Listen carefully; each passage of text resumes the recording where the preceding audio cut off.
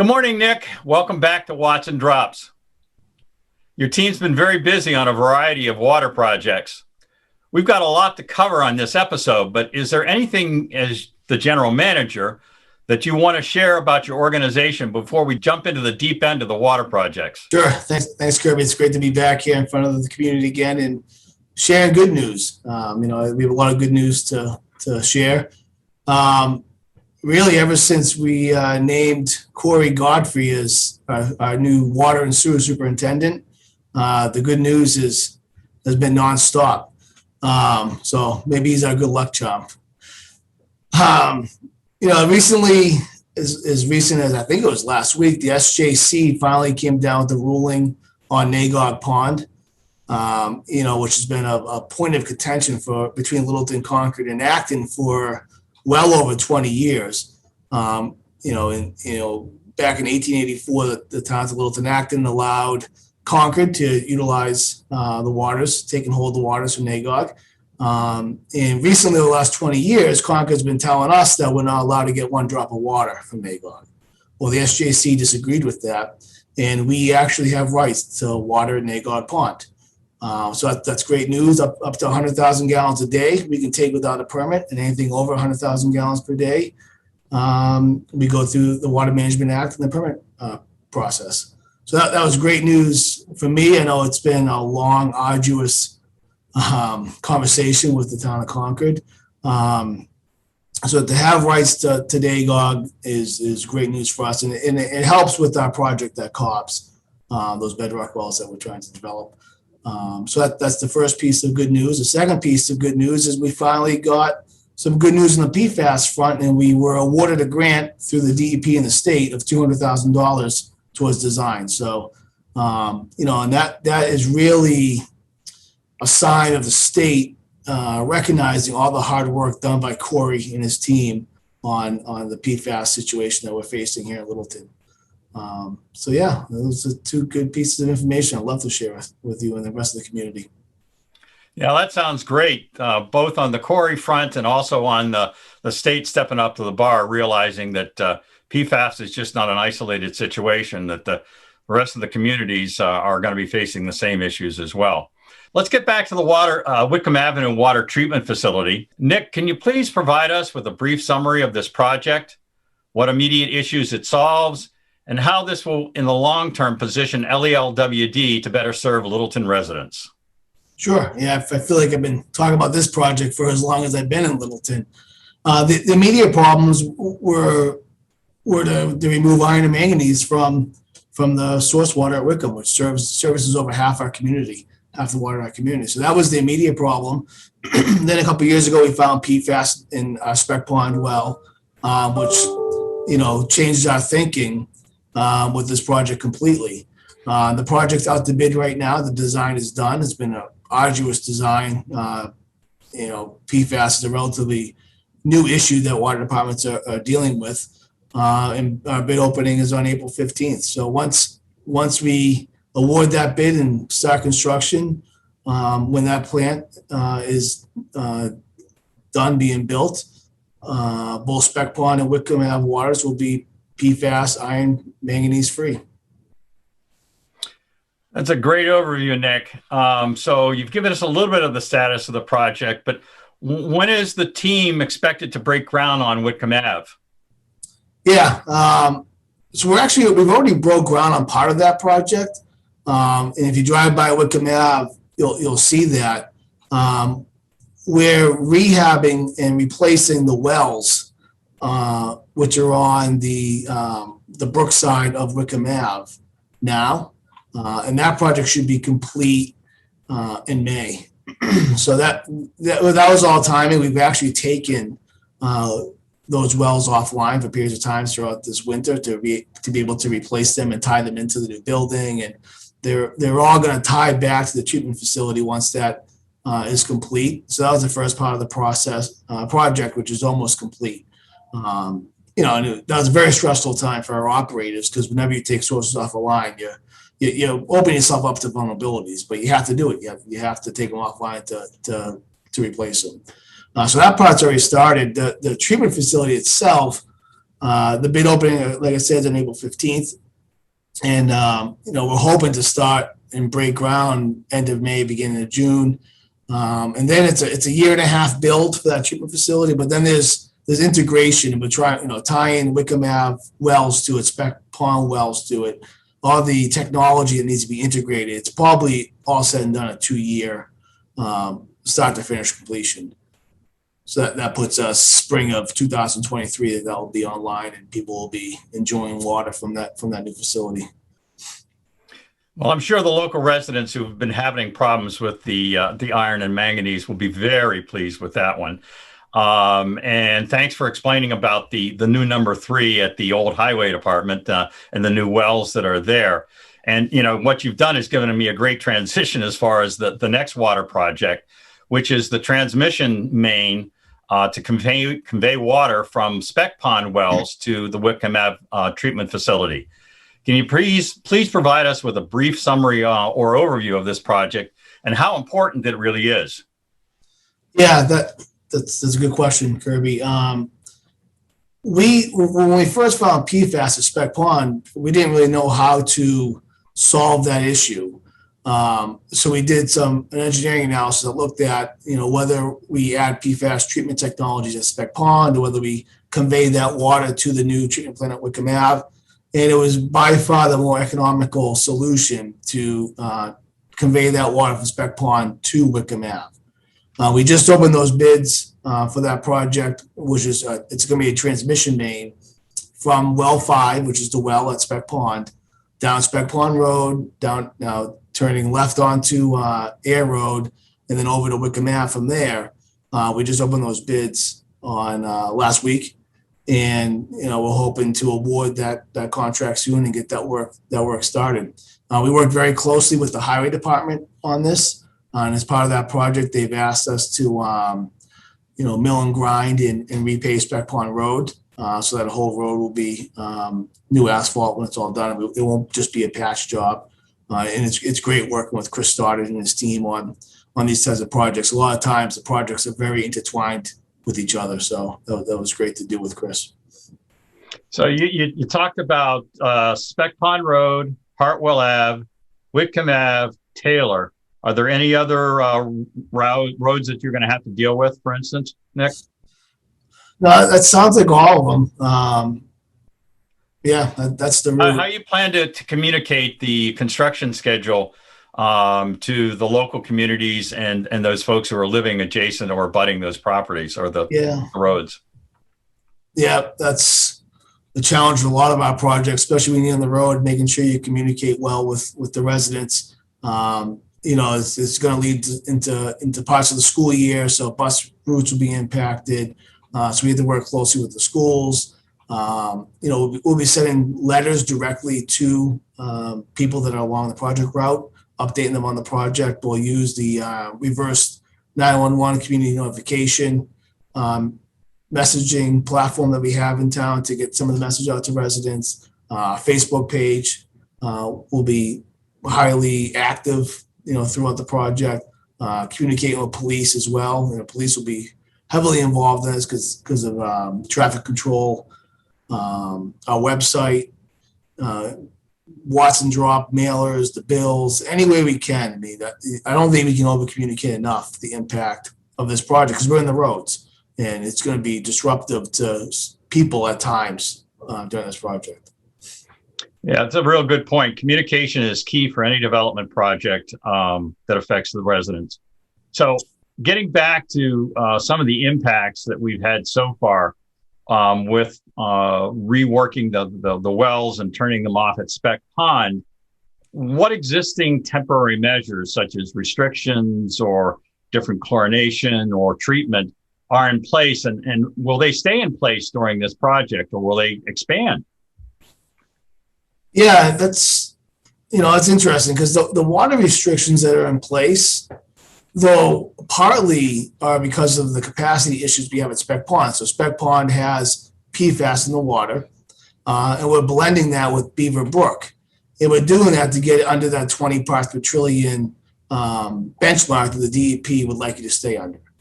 But really, we were actually able to run last year for quite some time with that temporary solution without a water restriction. And it wasn't until a drought hit us that really the whole state ran into problems. We're still in a drought. People don't realize because it's wintertime, but those drought declaration hasn't been lifted. The DEP still considers us to be drought affected. So our water restrictions are still in place because of that, not because of our temporary measures, because of the drought. So if it's not a wet spring and the drought stays in place, I would expect that. But people need to be smart with how they irrigate and how they use water, because we are in a vulnerable spot right now until these long-term projects are done. So I appreciate that, Nick, because I was just concerned about, again, we were hearing a lot in the news about the drought conditions. And then when you put everything together, it almost sounds like the perfect unstorm, if you'll use the phrase. All right, let's shift gears a little bit here on project locations to the Cedar Hill water tank. Nick, give us an overview and the long-term goals of the project, and what does the Cedar Hill tank do or provide for residents? And how important is this facility to the water delivery infrastructure?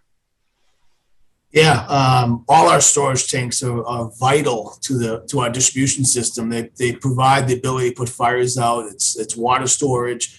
That's really the essence of what these storage tanks do for us. That one's a funny one, because that one actually seems to act as a pressure blow off relief valve for that area. We took it offline probably 10 years ago, maybe a little less than that. We started having water main breaks. So that's a crucial piece of our system, needs to stay online. We took it offline because it needed to be painted or replaced. It was starting to get deteriorate. That tank goes back to the 40s. It's been part of our system for a long time. And then, through some bad timing when we went to do that work, Very Fine had left town. And it was a little bit of a bleak future financially for the department. So we kind of put that project on hold. Things are better now for us financially, and we're able to do these type of projects that need to be done. We have, as part of keeping that online, the DEP required us to do structural analysis of the existing structure, and it shows that it's time to replace. So that's what we're going to do. It's going to be what's called the composite tank. The base is it's like a pedestal style tank. The base is made of concrete, and the top is your metal bowl that holds the water. What's there now is what's called a standpipe tank. It's just water from the bottom all the way to the top. You don't utilize the water in the most efficient manner there because it's a gravity fed system. So putting all the water at the top of the tank really helps us with water quality and better use of the water. The project itself is very complicated, not in the nature of the work. Installing a water tank, they do this all throughout the country, but it's a very tight neighborhood. The lots are tight. The roads aren't large. So we're going to have some logistical complications there. And again, that's where it goes back to community outreach to make sure that we're working with the residents to make sure we do it in a manner that's most respectful to their everyday lives. So, Nick, when's this project to start and to be completed? And how is your department planning the project to actually minimize disruption of water service to Littleton residents? So this project was unique in some ways because we identified it 8 to 10 years ago. And the previous general manager ended up purchasing a piece of land right next to the existing parcel that has the tank on it now. So we're actually able to build the new water structure and leave the existing one in place and online. And then we can transfer over once we're ready. Excellent. So, Nick, there sounds like there are a lot of things that are on your plate that will positively impact town's water supply and water delivery that you guys have control of. But I just want to circle back a little bit to something that you made a comment earlier, that there's just one large item that LELWD doesn't really have control of, and that's our current drought conditions. Can you explain how water demand and the drought will continue to impact water availability this year? Yeah, I mean, it impacts every town every year. If aquifers start drying up because of drought conditions, we're not unique to any other town that's in the Commonwealth. You can only pump what you can pump that's in the ground. So, the products that we're doing help us mitigate against that, like the well 3, well 1 at Wickham Ave well replacement is going to give us more withdrawal from those wells because the wells were aging and you can't, they were starting to struggle getting the permanent volume out of those wells. We've increased the withdrawal of Beaver Brook. So things like that help. But when you're in a drought condition, there's not much you can do except educate the community to use water smartly and to be cognizant of the environment and the conditions that we're in. So given that sensitivity for the demand, might there be some circumstances that Spec Pond might get turned back on and folks sensitive to PFAS need to, review your water bottle program? Can you talk a little bit about that, please? Yes. That's always been a possibility. One that we've luckily not have to have, hit the panic button yet, as what Paul De Niro will call it, who's our main operator. We're lucky. We have good operators that have done a great job not allowing that to happen. But it could, absolutely could. And that's why we put the bottled water credit in place. So people that were in the sensitive population didn't have to think about it, because if that could happen in the middle of the night and we don't have time to communicate with people that plant's coming online. It's online now, but at the full capacity. So we wanted to give residents that safeguard that if they were concerned, if they were a nursing mother, someone that was pregnant, they would have that ability to not have to worry about what they were drinking. And there's one thing that we struggle with is when you utilize your sources of water and you're sucking water out of the ground, you're also sucking all the minerals that are there, iron, manganese, and that has a wear and tear on your infrastructure. And constantly throughout the year, typically, we will maintain that infrastructure in the ground, the pumps, the wells, and make sure we're cleaning them and getting iron and manganese off of them. But we've done that. And again, Paul and his team have done a great job at timing that. It's all about timing. And every community has that same issue of timing. And it's a mad scramble to get these professionals in here to do that maintenance. And he just finished it at Well 1 at Wickham Ave, which was great because that's a large producing well that now is fully rehabbed and able to keep serving the public. We need to do that at Beaver Brook at some time. And when we do that at Beaver Brook, and that's blending with Spec Pond to bring the PFAS down, that means Beaver Brook comes offline. So I was curious about that, Nick, because you guys have a regular maintenance schedule, for instance, and I was just curious for Beaver Brook that we're so dependent on it now. Is there any planned maintenance or routine maintenances that are coming up on any of the wells that are going to have further impact on what's happening? Yep, we're out right now for pricing on cleaning and rehabbing Beaver Brook. Again, we're trying to time it so we won't have to turn Spec Pond on. But if we do, it's possible it goes over the 20 parts per trillion. And there should be, we just sent the mailer out. I'm not sure if it hit yet or if it's going to hit today or tomorrow. It's soon, explaining that to residents. But it's something that needs to be done. We'd rather do it in the most controlled manner possible than lose Beaver Brook in the middle of the summer and really have to scramble to get that back online.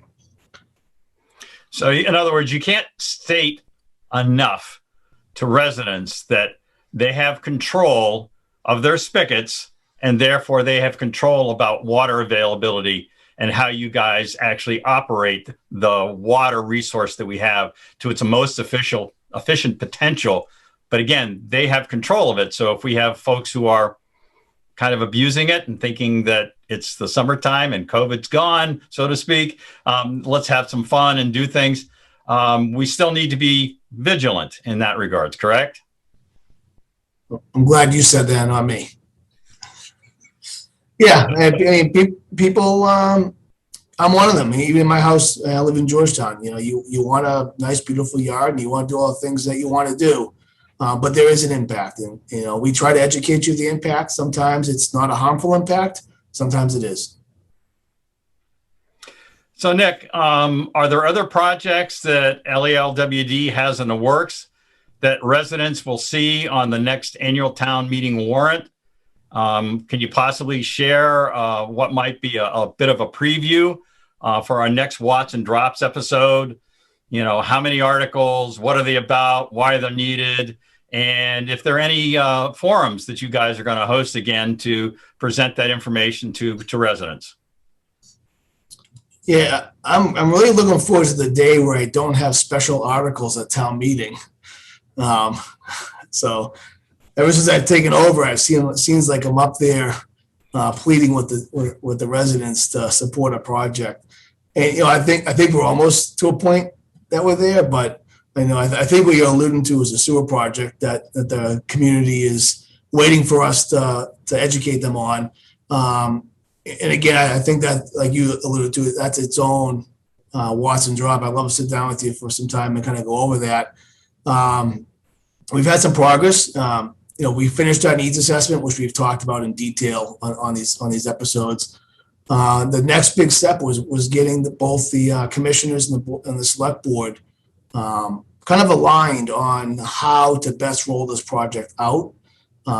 It's a costly project, and there's several ways you could do it, and each one has an impact, a financial impact. And the problem is we have a plant existing right now that services 6 municipal buildings that needs to be replaced. It's end of life. And to do that, you have 6 users in their municipal buildings. It's the town. So there's an impact to the townspeople when we do this. So we've struggled internally with how to do this in the most respectful and efficient, appropriate manner. And I think, the select board and the commissioners are all aligned now on how to do that. I won't go into the details yet. We can talk about that next time. But what the boards have agreed on is replacing the existing plant with a newer plant away from the school. The school is not a good site to have a treatment facility, especially if we're going to expand it bigger than what it is today. And to really focus on the first part of this project, servicing the common, because the common is exactly the primary goal of the select board when they were running this project. And even going back 10 to 15 years, the common was always the goal of where we were going to sewer first for a bunch of reasons. Economic development, environmental are 2 of them. And we talked about Beaver Brook expanding the well capacity there. Well, when we did that, the common is now in zone 2 of those wells. So that made it a much more environmentally sensitive area, which makes it more important to sewer. So to extend sewer infrastructure from that new plant to the common and do it in a way that it really is focused on connecting businesses, because the businesses can't opt in or opt out. They're automatically in, and residents can opt in and opt out. And when you're trying to financially build a plan to be successful, we need to know who's going to connect. So that was kind of what the 2 boards agreed upon as the first build out of this project, which was $27 million. It's not a cheap build out. To build a new plant and to extend infrastructure into the common was expensive. There's pump stations there. But I was happy, for the first time, we've been, struggling with this project. We had the 2 boards really set direction for the working group and give us our marching orders. So, well, it sounds great, not only for you, Nick, to get some really clear marching orders, but it even sounds better for the town of Littleton and its residents with, let's see some positive action moving forward. Sometimes I find that the communications are the hardest piece to deal with versus the design and engineering, when it's pretty much understood what needs to happen when you connect part A to part B and how you have to manage it. Go ahead. One thing you hit on is, I'll make sure I didn't answer it. I'll make sure we don't lose sight of it. As far as community outreach, we do plan on having several forums over the next couple months. Like I said, I'd like to do a dedicated Watts and Drops with you to really get into more of the details of that part of the project.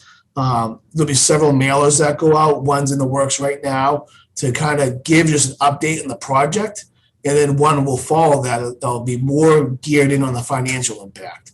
So we plan on really trying to get the communication education out with this project. Excellent. Excellent. I appreciate you clarifying that point to, again, continue the communication process that you guys have been working very diligently since last town meeting, when we had our first little COVID event at the alumni field. Yep. All right, Nick, thank you very much again for being with us today and explaining the ongoing water projects at or associated with the Whitcomb Ave treatment facility and Cedar Hill. Also, thanks for sharing some possibilities of water availability and restriction operations that will result from these projects and our current drought conditions.